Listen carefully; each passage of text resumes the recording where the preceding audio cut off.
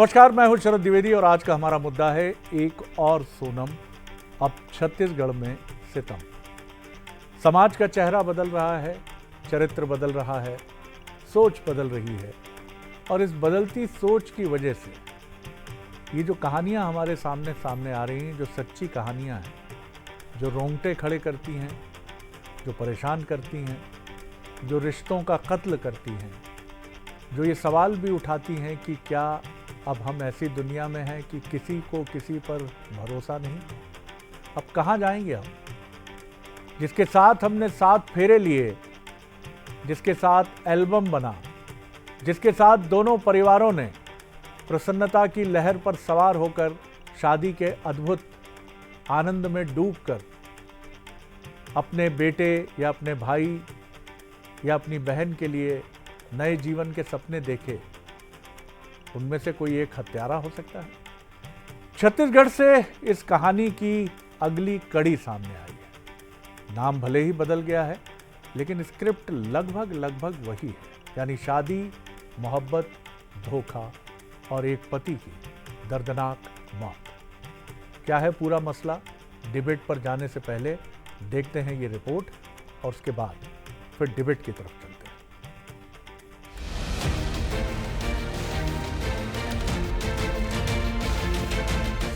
इंदौर की सोनम की कहानी अभी ठंडी भी नहीं पड़ी थी कि छत्तीसगढ़ की रवीना ने रिश्तों के नाम पर एक और सितम कर दिया। ये कहानी है बेवफाई, लालच और एक ऐसे प्यार की जिसने पति की हत्या को भी इश्क का इम्तिहान बना डाला। कोंडागांव की रवीना ने अपने प्रेमी विजय के साथ मिलकर पति धर्मवीर को मौत के घाट उतार दिया। स्क्रिप्ट पहले से तैयार थी। मौत की कहानी को अंजाम देने की शुरुआत हुई 27 जून को। विजय तमिलनाडु के धर्मपुरी अस्पताल में धर्मवीर को इलाज के बहाने लेकर निकला। धर्मवीर को शराब पिलाते हुए ओडिशा की मगेदा जंगल तक लाया गया और फिर वहीं क्रिकेट के बैट से उसकी बेरहमी से हत्या कर दी गई। अपराध छिपाने के लिए पेट्रोल डालकर लाश को जलाने की कोशिश की गई, मगर बारिश ने कातिलों की साजिश को धुंधला कर दिया। दोनों लोग क्या है, एक दूसरे से प्यार करते हैं, बहुत दिन से 3-4 साल से रिलेशन में है। एंड ये लोग क्या है, ये धर्मवीर नेताम और उनका पत्नी जो है, उसका रवीना नागरची उसका नाम है, वो दोनों मिलके धर्मवीर नेताम को रास्ता से हटाने की कोशिश की है और मतलब मर्डर करने का डिसाइड कर ली है। इसके लिए ये लोग उसको तमिलनाडु से लेके आए हैं, धर्मवीर नेताम को। धर्मवीर अक्सर काम के सिलसिले में घर से बाहर रहता था। उसी बीच उसकी पत्नी रवीना का अफेयर शुरू हुआ विजय मरकाम से। फिर शुरू हुई प्लानिंग। पत्नी ने प्रेमी के साथ मिलकर खेल रचा जो सीधे मौत की स्क्रिप्ट बन गया। मगधा फॉरेस्ट में लेके गए हैं, उसको दारू पिलाया है और एक क्रिकेट बैट भी खरीदे ये लोग। क्रिकेट बैट और 2 लीटर का पेट्रोल खरीदे, माचिस भी खरीदे हैं और उसको हत्या करके जलाने की कोशिश की है। लेकिन उस दिन बारिश बहुत ज्यादा आ रहा था, तो फिर ये लोग जला नहीं पाए और बॉडी को वहां छोड़ के चले गए। पुलिस ने महज कुछ ही दिनों में मामले की परतें उधेड़ दी। रवीना और विजय अब सलाखों के पीछे हैं, लेकिन सवाल ये है कि क्या रिश्तों की बुनियाद इतनी खोखली हो चुकी है कि अब हर शहर में एक नई सोनम पैदा हो रही है? सवाल अब भी यही है, और कितनी सोनम? घनश्याम शर्मा, बंसल न्यूज, कोंडागांव। आप और हम जो सामान्य लोग हैं, जिन्होंने शायद अपने जीवन में लड़ाई झगड़े में किसी को एक तमाचा भी नहीं मारा, आप कल्पना कर सकते हैं कि बैट खरीदा जाए, ये सर पे मारेंगे, मर जाएगा, इसको ये बोलकर वहाँ ले चलते हैं जहाँ कोई नहीं रहेगा, जब ये मर जाएगा तो इस पर पेट्रोल या घासलेट डालकर इस पर इसकी बॉडी पर आग लगा देंगे, कोई पहचान भी नहीं हो पाएगा। ये कौन लोग हैं? कहाँ से आ गए ये लोग? खौफ नहीं, डर नहीं। क्या ये फिल्में बहुत देखते हैं? दृश्यम 1, दृश्यम 2, दृश्यम 3। कौन लोग हैं ये लोग? कहाँ की फिल्में देखते हैं? क्राइम पेट्रोल क्या इनके ब्लड में दौड़ रहा है? बड़े सवाल हैं। पहले हमारे सवाल देख लीजिए। कोंडागांव में प्यार के लिए पति का कत्ल, आखिर महिलाएं क्यों बन रही हैं सोनम? क्या शादी में प्यार और भरोसा बीते जमाने की बात होते जा रहे हैं? लगातार हो रही घटनाओं के बाद क्या बेटों को बचाने की मुहिम चलानी पड़ेगी? ये बात मजाक में है, इसको इस तरह से मत समझिएगा। मजाक में इसलिए कि कई बार झकझोरने के लिए समाज को ऐसे व्यंग और ऐसे कटाक्ष भी करने पड़ते हैं। इसमें महिलाओं का ना तो कोई दोष है और ना एक सोनम, एक मुस्कान और एक रवीना के इस कृत्य से भारत की या संसार की सारी महिलाओं के माथे पर कोई कलंक है, बिल्कुल भी नहीं। आज भी त्याग की, ममता की, स्नेह की प्रतिमूर्ति हैं महिलाएं, और इसी तरह पुरुष। हमारे जो मेहमान हैं उनसे मिल लीजिए। आज संयोग ऐसा है कि तीनों महिलाएं हैं, तो पैनल हमारा बहुत वज़नदार है। हमारे साथ अर्चना झा जी हैं जो एएसपी हैं बिलासपुर से, उनका मैं बहुत स्वागत करता हूं। हमारे साथ नेहा शलमन जी हैं जो पहले भी जुड़ी हैं, समाज सेविका हैं, उनका बहुत स्वागत करता हूं। और गार्गी पांडेय हैं, मनोचिकित्सक हैं, उनका भी मैं स्वागत करता हूं। नेहा जी, एक ओपनिंग नोट आपका लेकर हम आगे बढ़ते हैं। कैसे आप देख रही हैं समाज को? अक्सर ये सारी चीज़ें मीम्स बन जाती हैं, महिलाओं पर व्यंग और कटाक्ष की तरफ भी मुड़ जाता है, लेकिन हमारे इस डिबेट का ऑब्जेक्टिव वो बिल्कुल नहीं है, क्योंकि पुरुष हो या स्त्री, एक एंटी सोशल थ्रेट हमेशा होता है। वो स्त्री में भी उतना ही है, उतना ही पुरुष में भी है, उतना ही बच्चे में भी कई बार है। नाबालिगों की जो क्राइम की खबरें आती हैं, आप कैसे देख रही हैं? अब छत्तीसगढ़ जो एक परंपरा मूलक समाज माना जाता है और वहाँ ऐसी घटनाओं का आना ये बताता है कि अब संस्कृति ने, या पति अगर प्रेम नहीं है तो सीधा रास्ता ये एंटी सोशल थ्रेट के लोग ये सोचते हैं, चाहे वो पत्नी हो या प्रेमी, कि हटा दो, मार दो, जला दो, काट दो। किस तरह का अप्रोच आप देख रही हैं और क्यों? दो तीन चीज़ें मुझे एक समझ में आती हैं। जिस तरह से अभी आपने बात करी कि सिस्टमैटिक प्लानिंग है, किसी भावावेश में आकर के अचानक किसी क्रोध में हुई ये घटनाएं नहीं हैं, बहुत ही सिस्टमैटिक प्लानिंग कर रही हैं जो भी ये क्राइम करने वाली महिलाएं हैं। तो सबसे पहली बात है कि जब महिलाओं को हम एक नर्म, एक सॉफ्ट हार्टेड देवी के रूप में जब हम देखते थे, वो समय जो है वो धीरे धीरे ख़त्म होते जा रहा है। आक्रामक रूप जो है वो महिलाएं भी लेती जा रही हैं। और इसका कारण अगर हम इन विषयों पर अगर हम चर्चा करें तो एक बहुत बड़ा कारण मुझे नज़र आता है कि एक हमारी वैल्यू सिस्टम जो है, सबसे बड़ा रीज़न है कि हमारे वैल्यू सिस्टम जो है वो जो है धीरे धीरे हटते जा रहे हैं। हमारे घरों में, हमारे परिवारों में हम करियर ओरिएंटेड, फ्यूचर ओरिएंटेड इस तरह की बातें करते हैं, मोबाइल में समय बिताते हैं, लेकिन वैल्यूज़ की बातें नहीं करते, पहली चीज़। दूसरी चीज़ मुझे ऐसी लगती है कि जैसे आपने बोला कि दृश्यम जैसी फिल्में क्या ये लोग बहुत देखते हैं, क्राइम पेट्रोल बहुत देखते हैं, तो मुझे याद है कि हमारी मदर्स बताती थी कि जब शोले फिल्म आई थी तो उनके परिवार ने उन लोगों को देखने मना किया था कि महिलाएं इतनी खतरनाक और भयावह फिल्में नहीं देख सकती। लेकिन आज का जो समय है, हम मीडिया की बात करें, हम सोशल मीडिया में बात करें, हम वेब सीरीज़ की बात करें, बहुत जनरलाइज्ड हो चुकी हैं ये चीज़ें कि हमें ये खबरें सुनना या जो ये करना चाहता है उन्हें करना कोई बहुत बड़ी बात नहीं हो पाती। अब जब हम फीमेल स्पेसिफिक बात करते हैं तो उस समय एक और बात मुझे समझ में आती है कि महिलाएं इस समय में बहुत ही कठिन समय में रह रही हैं। महिलाओं का जीवन वैसे हमेशा से ही कठिन माना गया है, लेकिन एक जो मुद्दा मुझे समझ में आया है कि पहले के समय में महिलाओं को घर के कामों के लिए सीमित रखा गया था। आज का जो समय है वो ऐसा समय हो गया है कि जब महिलाएं घर पे काम करना उनके लिए कंपल्शन है ही, लेकिन बाहर भी जाना उन्हें ज़रूरी है। लेकिन बाहर जाने की जो फ्रीडम उन्हें दी गई है, ऐसा लगता है कि पैरों में एक जंजीर बांधी गई है और उन्हें कहा गया है कि वहाँ से रेस लगाकर आना है। और इन दोनों के बीच में जब वो तालमेल नहीं बिठा पाती हैं, उस समय में हमें ऐसा लगता है, कई बार हम भी फ्रस्ट्रेशन में आते हैं कि हम दोनों जगह मैनेज नहीं कर पाते। और इस तरह की जो बैलेंस चीज़ें हैं, जब हम महिलाएं बैलेंस नहीं कर पा रही हैं, ये सबसे कठिन समय है जब हमें इन चीज़ों को बैलेंस करने की ज़रूरत है। और ये समय है जब हम अपने वैल्यूज़ पे प्लस अपने मेंटल हेल्थ पर काम करें। ये एक बड़ा मुद्दा मुझे नज़र आ रहा है। बिल्कुल आपने ठीक कहा, क्योंकि अब अगर पति बाहर है और युवा पत्नी घर पर है या वो वर्किंग है, तो जाहिर है वो घर से बाहर या घर में भी है, बाहर भी है, तो उसके पुरुष मित्र होते हैं। और ये पुरुष मित्र कई बार उसके इस एकांत का, अकेलेपन का फ़ायदा उठाने की कोशिश करते हैं, जिस ट्रैप में वो फंस भी जाती है, क्योंकि उसे भी इमोशनल सपोर्ट की ज़रूरत है। पति 6-6 महीने बाहर है, हम इसको जस्टिफाइड नहीं कर रहे हैं, लेकिन उसकी इस तकलीफ़ को समझेगा कौन? आप उसे सती सावित्री होने की अपेक्षा तो रखते हैं। अर्चना जी, एक छोटी टिप्पणी आपकी, फिर गार्गी जी की तरफ मैं चलूँगा। इधर छत्तीसगढ़ हो, मध्य प्रदेश हो या देश हो, कहीं हरियाणा में दीपिका यादव करा रही हैं कि पिता ने ही गोली चलाई, क्योंकि ऑनर किलिंग जैसी बात सामने आ रही है। आप भी एक वर्किंग वुमन हैं और ये बिल्कुल सही बात है कि आप कितनी भी व्यस्त महिला हों, आप आईपीएस हों, आप राज्य पुलिस सेवा से हों, आप मनोचिकित्सक हों, लेकिन बारिश हो रही है तो घर में पकौड़े बनाना भी आपके दायित्व का हिस्सा है। ऐसा पुरुष प्रधान मानसिकता मानकर चलती है।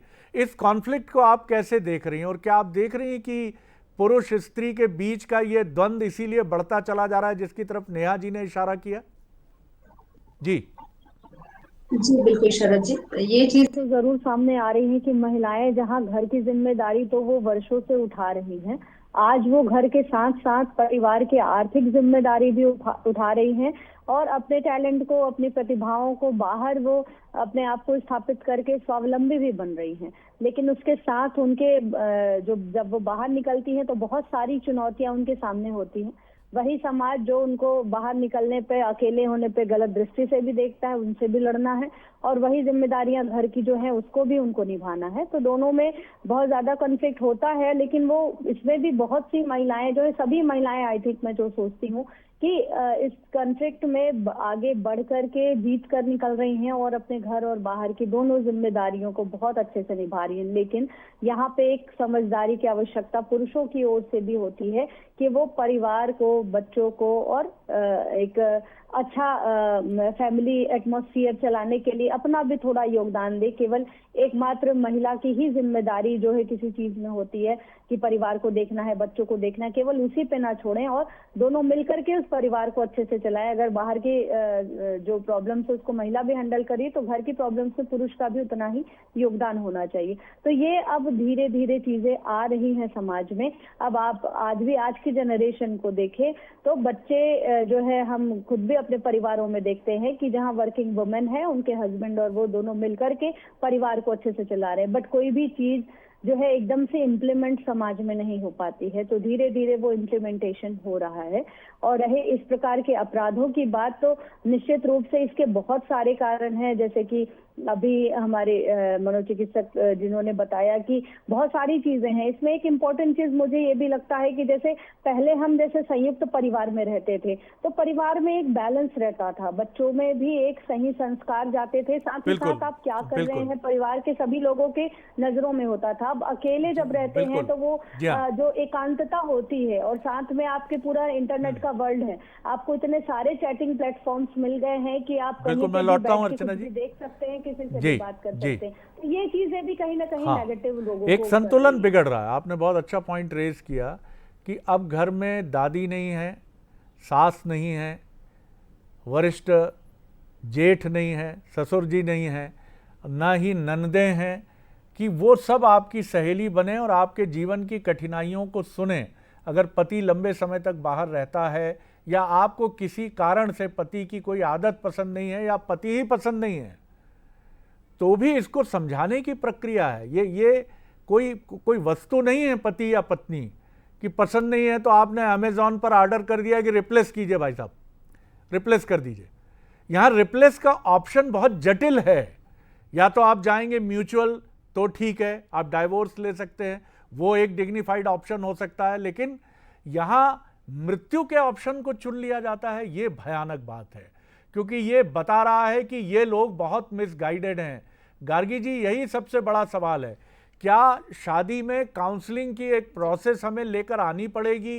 क्योंकि अब न्यूक्लियर फैमिली का समय है, हमें दूल्हा दुल्हन की एक मजबूत काउंसलिंग क्या करानी चाहिए कि ये पसंद है आपको और आपको क्या ये पसंद है, और नहीं पसंद है तो अभी रुक जाइए, मुसीबत हो जाएगी, शादी हो जाएगी, फिर आप एक दूसरे के साथ क्या कर सकते हैं, कहां तक जा सकते हैं, इस पर आपकी टिप्पणी। सर, आपने एक बात कही है कि वाकई में शादी से विवाह जो हम करते हैं उससे पहले काउंसलिंग की नीड है हमको वर्तमान परिप्रेक्ष्य में, क्योंकि जो हम करंट सिचुएशन में रह रहे हैं ना, तो हमको ऐसा लगता है कि लड़के के मन में क्या चल रहा है, लड़की के मन में क्या चल रहा है। देखिए, सबको पता है कि विवाह जब एक बंधन के रूप में हम इसको स्वीकार करते हैं, दो अलग अलग परिवारों की परवरिश को साथ में लाना होता है।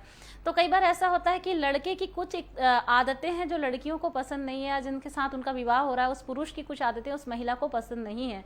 तो उस समय बहुत ज़रूरी है कि परिवार के लोग मिलकर एक काउंसलिंग अरेंज करेंगे। पहले क्या होता था कि जब बड़े परिवार की हम बात करते हैं ना, कि हम जब जॉइंट फैमिली में होते थे तो हमारे बड़े बुजुर्ग जो होते थे वो पहले ही हमारी काउंसलिंग कर चुके होते थे। शादी से पहले दादी हमारी बहुत सारी बातें हमको सिखा चुकी होती थी, नानी सिखा चुकी होती थी, ताई जी हैं, चाची जी हैं, मासी जी हैं, ये सब ये रिश्ते थे एक्चुअली में, ये असली काउंसलर थे हमारी लाइफ के, जो हमको काउंसलिंग दे रहे थे। बट करेंट टाइम में हम एक न्यूक्लियर फैमिली में रहते हैं और हम अपने बोलना चाहिए कंफर्ट जोन के हिसाब से बड़े होते हैं, हम अपनी इच्छाओं के अनुरूप बड़े होते हैं। तो वहाँ पे फिर काउंसलिंग की नीड वाकई में हमको होती है, क्योंकि जब हम दो परिवार को जोड़ते हैं तो ये दोनों परिवारों को जानना, समझना, एक दूसरों की आदतों को समझना और भावनात्मक जो लगाव बनाना है एक दूसरों के प्रति, या समर्पण, प्रेम, ये सभी चीज़ों के लिए मुझे ऐसा लगता है काउंसलर होने के नाते कि काउंसलिंग बहुत ज़रूरी है। बिल्कुल आपने ठीक कहा, और ये सही बात है कि हम 2025 के एक बहुत बदले हुए समय में हैं। मैं जब युवा था तो अगर कोई लड़का किसी लड़की को आर्चीज़ के कार्ड आते थे, हम वो देते थे एक दूसरे को, और घर में वही बहुत बड़ी बात होती थी। मम्मी तुरंत माताजी पूछने लगती थी कि क्या इसी से शादी करने का सोच रहे हो। आज मैं अपने एक रिलेटिव का सच्चा किस्सा आप सभी के साथ शेयर करता हूँ। मैं उनका बेटा, कई लड़कियों से उसकी दोस्ती थी, तो माँ ने पूछा, ये बिल्कुल सच्ची बात है, कि क्या इनमें से किसी से शादी करने का मन है। उसने कहा ये सब सिर्फ it is specially meant for amusement, ये सिर्फ मन बहलाव के लिए है, ये कोई शादी नहीं करनी मुझे। मन बहलाव और शादी, मतलब आपके लिए अब ये चीज़ें मन बहलाव हैं। शादी आपके लिए पवित्र गठबंधन नहीं है, आपके लिए 7 फेरों का बंधन नहीं है, कोई भी धर्म हो, कोई भी रिलीजन हो। नेहा जी, ये एक बड़ी चुनौती है। इस मायने में अब हम कहीं ना कहीं यूरोप की उस अपसंस्कृति को दबे पैर भारत में लाते जा रहे हैं, जहां शादी अब बहुत गरिमा के साथ नहीं देखी जा रही है। इस चैलेंज से कैसे निपटेंगे हम? जिस तरह से कुछ नियमों में भी बदलाव हुए हैं, और मुझे लगता है फिर से जैसे मैं कहूँगी कि पहले मैंने कहा कि बहुत ही कठिन समय में है कि जिन लोगों की शादी हो गई है उनके पास आगे कोई ऑप्शन ऐसा लगता है कि उन्हें नज़र नहीं आ रहा है, कोई राह नज़र नहीं आ रही है। जो नई पीढ़ी है उन्हें ऐसा लग रहा है कि लिव इन रिलेशनशिप जैसी चीज़ें जब भारत में वैध हो चुकी हैं, मान्य हो चुकी हैं, तो उनके पास ऐसा लगता है कि उस तरह के ऑप्शंस हैं। और ये सारी चीज़ें जो हैं वो कहीं ना कहीं हमें, जो हमारे पुराने कल्चर थे एक लाइफ लॉन्ग रिलेशनशिप का, उनसे हमें दूर लेकर जा रही है। आज हम शादी कर रहे हैं सिर्फ फॉर्मेलिटीज़ के लिए, सिर्फ एक नाम के लिए, या परिवार को खुश करने के लिए, क्योंकि हमारी सोच परिवार की सोच से अलग है। तो परिवार को खुश करने के लिए हम इन बातों को आगे बढ़ा रहे हैं, और मन से हम उन चीज़ों के लिए तैयार नहीं हैं। तो जैसे कि अभी बात हुई कि हमें वो बिगनिंग से एक वो वैल्यूज़ क्रिएट करनी पड़ेंगी, और परिवारों को भी इतना लिबरल होना पड़ेगा कि बच्चा अगर हमारा इन चीज़ों में बिलीव करता है, वैवाहिक जैसी चीज़ों में, शादी जैसी चीज़ों में, तो उसे उन चीज़ों की आगे समझा कर आगे बढ़ाएं। यदि वो नहीं करता है तो पहले उन चीज़ों को तैयार किया जाए और लेकर जाया जाए। और यदि आज ऐसा लगता है कि बच्चे को ऐसा लगता है कि शादी की ज़रूरत नहीं है, तो उसे उसकी फ्रीडम के साथ में भी छोड़ दिया जाए। इन चीज़ों पे हमें वर्क करने की ज़रूरत है। बिल्कुल आपने ठीक कहा, और लिव इन व्यक्तिगत विषय है, उस पर हम कोई टीका टिप्पणी करने के अधिकारी नहीं हैं। लेकिन लिव इन में कोई राइट नहीं है किसी का, न लड़की का न लड़के का, शादी की तरह। क्योंकि आप किसी लीगल और किसी सोशल और किसी रिचुअल कॉन्ट्रैक्ट के तहत उसमें नहीं गए हैं। आपको लड़का पीटता है या लड़की लड़के को पीटती है तो इसकी शिकायत आप करेंगे, लेकिन उसमें आपको न समाज मदद कर सकता है और न उसमें आपका परिवार मदद कर सकता है। ये एक बड़ी चुनौती है। आपके कोई राइट नहीं है। बच्चा हो गया तो उसका नाम किसका है, क्या है, ये आपके ऊपर है कि आप अपनी इस आज़ादी को, तथाकथित आज़ादी को एंजॉय करते हैं तो अच्छी बात है, ये आपका विषय है। अर्चना जी, ऐसे मामले भी अब बड़े सामने आ रहे हैं जहां हम देखते हैं कि लिव इन में रह रहे हैं और जब वो समझौता ब्रेक होता है तो वो दुष्कृत्य में बदल जाता है। माननीय हाई कोर्ट और सुप्रीम कोर्ट भी ऐसे कई फैसले दे चुके हैं कि आप अपनी मर्जी से 4-4 वर्ष साथ रहते हैं और जब आपका ये कॉन्ट्रैक्ट टूट जाता है तो आप कहते हैं कि खासतौर से जो महिला की तरफ से आरोप आता है कि इन्होंने मेरा दैहिक शोषण किया, ये भी समाज का एक बदला हुआ चरित्र है। जी जी बिल्कुल, ऐसे केसेस हमारे पास अभी बहुत सारे अभी आते हैं जिसमें कि महिलाएं स्वेच्छा से लिव इन में रह रही हैं, लेकिन बाद में वो ये आकर के पुलिस में रिपोर्ट करती हैं कि शादी का झांसा दे करके मेरे साथ में इस प्रकार का दुष्कृत्य किया गया। तो इसमें चूंकि महिलाओं की रिपोर्ट है, कॉग्निजेबल ऑफेंस की रिपोर्ट है, तो हम उस पे ऑफेंस रजिस्टर करते हैं। अभी नए कानून में BNS में 69 में इसमें FIR भी होती है, क्योंकि अलग से इसके लिए प्रावधान किए गए हैं कि किसी प्रवंचना के तहत यदि ऐसा उसके साथ में शोषण होता है तो FIR करना है। बट ये एक ट्रेंड सा हो गया है। और अभी आजकल तो एक चीज बहुत आश्चर्यजनक चीजें आ रही हैं कि जहां बच्चे कहीं, आप जैसे बता रहे थे कि किसी का पत्र भी आ रहा है तो सकुचा के अपने माता पिता से बताते थे। आज हमारे पास ऐसे केसेस हैं इसमें 9th क्लास के, 8th क्लास के, 10th क्लास के बच्चे अपने पेरेंट्स के सामने बोल रहे हैं कि मैं इनके साथ का रिलेशन में, मतलब ये चीजें भी इतने कॉन्फिडेंटली बच्चे बोल रहे हैं कि बच्चों की, मतलब ये एक समाज में महत्वपूर्ण मुझे लगता है जो ये हमारे सोशल मीडिया के प्लेटफॉर्म्स और जो आज इतने हमारे OTT प्लेटफॉर्म्स हैं, इतने वेब सीरीज हैं और सारी लिव इन रिलेशनशिप और एक्स्ट्रा मैरिटल अफेयर्स, ये सारी चीजों को इतने अच्छे से एक्सेप्टेबल दिखाया जा रहा है और सभी उस चीज को जैसा समाज में हो रहा है वही फिल्मों में हो रहा है ये सोचते हैं, या जो भी चीजें देख करके उससे प्रेरित होते हैं। तो ये एक नॉर्मल चीजें हो गई हैं कि हाँ ये शादी से पहले किसी से रिलेशन में है या शादी के बाद किसी के एक्स्ट्रा मैरिटल अफेयर्स हैं, ये चीजें एकदम नॉर्मल चीजें लोग लेने लगे हैं और ये समाज में कहीं ना कहीं घुस गई हैं ये चीजें, जो कि नैतिकता का निश्चित रूप से पतन है, जिसको कि हमको जड़ से खत्म करने की आवश्यकता है। बहुत महत्वपूर्ण बात आपने कही। और दरअसल आज के दौर में जिस तरह से सोशल मीडिया की बात बिल्कुल मैं करना चाहूँगा यहाँ आप सबके साथ, ख़ासतौर से मैं इस पर इंस्टाग्राम की बात मैं ज़रूर करना चाहूँगा। इंस्टाग्राम एक ऐसा प्लेटफॉर्म है, इस प्लेटफॉर्म पर हम स्त्रियों को जिस रूप में देखते हैं, आज वहाँ एक हम देखते हैं कि एक ऐसी महिला भी है जो महिला पैसों के लिए इंस्टाग्राम पर कहीं डांस कर रही है, और वो डांस ऐसा करी, वो बहुत किसी छोटे गांव की रहने वाली है, लेकिन वो डांस इस तरह से कर रही क्योंकि उसे मालूम है उसके हस्बैंड ने कहा है कि इससे पैसे मिलेंगे, बहुत सारे लोग तुमको देखते हैं, और वो उससे कुछ अनइथिकल भी होने के लिए कहता है कैमरे के सामने कि नहीं तुम थोड़े से अपने कपड़े ऐसे कर लो, इससे लोग और देखेंगे। अब यहाँ उसका भाव देखकर एक 8वीं का लड़का, 10वीं का लड़का, उसे लगता है कि हर लड़की कुछ इसी तरह की महिला ऑफरिंग्स के साथ मौजूद है। बड़ा मिसकंसेप्शन है, क्योंकि हमारा एजुकेशन सिस्टम गार्गी जी ये सिखाता नहीं है कि यत्र नार्यस्तु पूजयन्ते रमन्ते तत्र देवता। हम भी देख रहे हैं कि नहीं नहीं ऐसा ही है, लड़की ऐसी ही होती है, महिला ऐसी ही होती है, ये इसी तरह से चलता है। इसके लिए पेरेंट्स को अवेयर होना पड़ेगा। पेरेंट्स के साथ साथ हमें बिल्कुल, जैसे हम शराब के लिए, ड्रग्स के लिए झुग्गियों में, झुग्गी बस्तियों में, गांव में जाकर अपील करते हैं, हमें ऐसी अपील करनी चाहिए और अपने एजुकेशन सिस्टम में एक आमूलचूल परिवर्तन करना चाहिए। जी गार्गी जी। जी सर, बिल्कुल सही बात बोल रहे हैं आप कि होता क्या है कि हम ये सोशल मीडिया के, जैसे आप इंस्टाग्राम की बात की, आपने जो बोला मुझे वो इमेजिन मेरे सामने, एक्चुअली वो इमेज था मेरे सामने, मैं इमेजिन करने लग गई थी कि वाकई में ऐसा होता है। न्यूडिटी इतनी ज़्यादा बढ़ी हुई है सोशल मीडिया पे। अब वेब सीरीज़ की बात करते हैं, वहाँ पे ऐसी ऐसी चीज़ें दिखाई जाती हैं जो आपको ऐसा महसूस करती है कि ऐसा करना रोमांच से भरा है, जो आपको लाइफ में किक देती है। तो ये सारी चीज़ें सोशल मीडिया का या सोशल प्लेटफॉर्म पे अवेलेबल जो चीज़ें हैं बहुत इजी अवेलेबल है। इस पे ना सरकार को लगाम लगाने की ज़रूरत है, क्योंकि वो चीज़ें जो एक बोलते हैं ना 18+ जो देखता था, वो आज 4 साल का बच्चा भी मोबाइल अगर ओपन करता है तो यूट्यूब में उसको मिल रहा है, इंस्टाग्राम पे मिल रहा है, फेसबुक पे मिल रहा है, मतलब सारे प्लेटफॉर्म पे मिल रहा है। तो यहाँ पे तो सबसे पहले बोलना चाहिए ना, कानून बनना चाहिए, जैसे विदेशों में कानून बना हुआ है ना हम।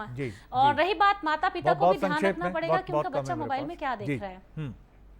जी जी बोल लीजिए। बहुत मतलब मैं संक्षेप में यही कहना चाहूंगी सर कि माता पिता को ध्यान रखना पड़ेगा अपने बच्चों का कि वो मोबाइल में क्या देखते हैं, और उनको भी अपने जो देखते हैं वो उस पर भी उनको लगाम रखना होगा। क्योंकि कई बार क्या होता है, माता पिता की अनुपस्थिति में जब बच्चा उनका मोबाइल यूज करता है ना, तो देखता है अरे माता पिता तो इसको बहुत ईजी देखते हैं और ये चीजें तो बहुत ईजी अवेलेबल है हमारे लिए, तो ये कहीं ना कहीं उनके जो दिमाग में आता है बिल्कुल ना, तो उस पर हमको थोड़ा लगाम लगाने की जरूरत है। जो लोग मेडिकल साइंस थोड़ा बहुत समझते हैं, शामिल करना पड़ेगा, वो ये चीज जानते हैं। वहां एक टर्म यूज किया जाता है हाइपोकॉन्ड्रियाक। हाइपोकॉन्ड्रियाक का मतलब ये होता है कि जिस व्यक्ति को हमेशा ये भास होता रहता है कि उसके अंदर कोई बीमारी है, उसको कोई प्रॉब्लम है, अगर उसने जरा बिना मिनरल वाटर पी लिया तो उसे लगेगा उसका पेट खराब हो गया।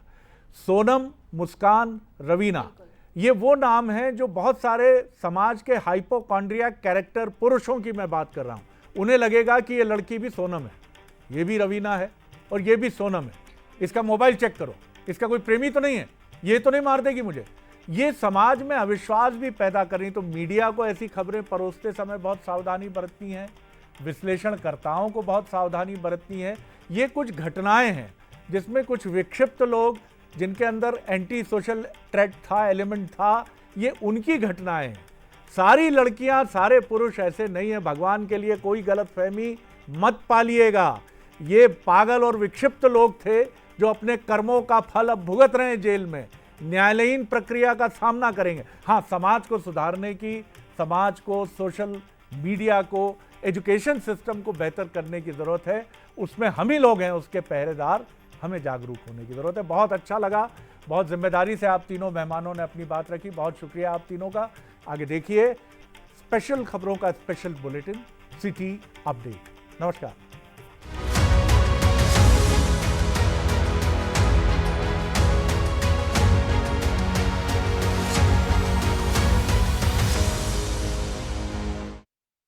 अब देखिए बंस